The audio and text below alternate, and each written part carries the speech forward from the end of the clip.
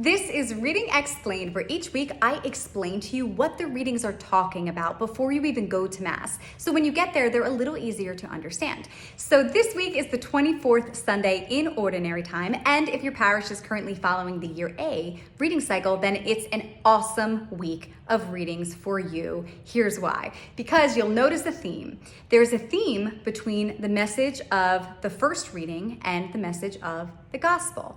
Now, the reason I love when that happens is because usually, not always, but a lot of the time, the first reading comes from a book of the Old Testament.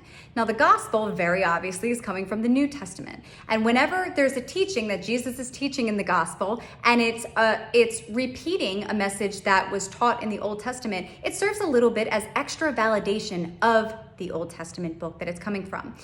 Not only that, but the first reading this week is coming from one of the 7 deuterocanonical books.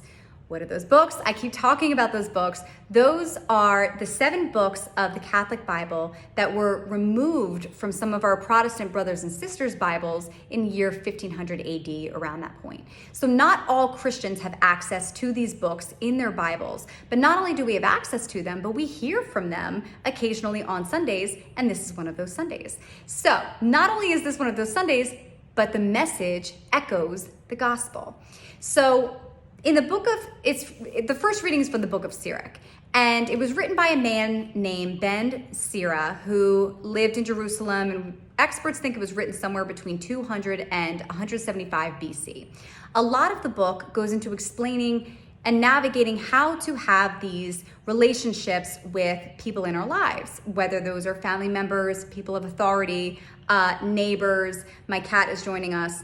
And so the portion that we'll hear on Sunday, the author brings up a really good question and a really good point that points out almost an accidental hypocrisy that a lot of us struggle with.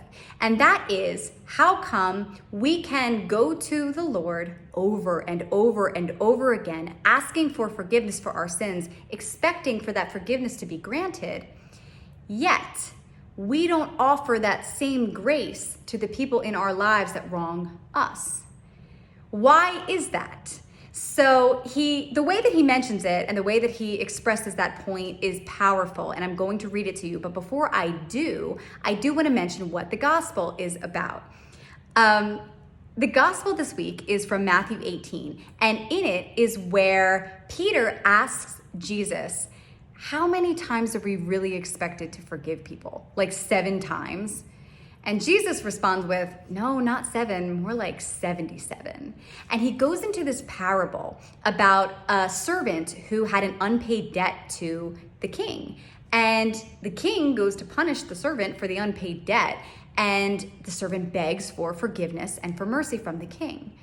The king surprisingly grants him that mercy, and the servant is able to walk away. Now, when he does, what does he do? He goes over to another fellow servant of his who owes him money. And the fellow servant begs him for mercy and forgiveness, and he doesn't give it to him.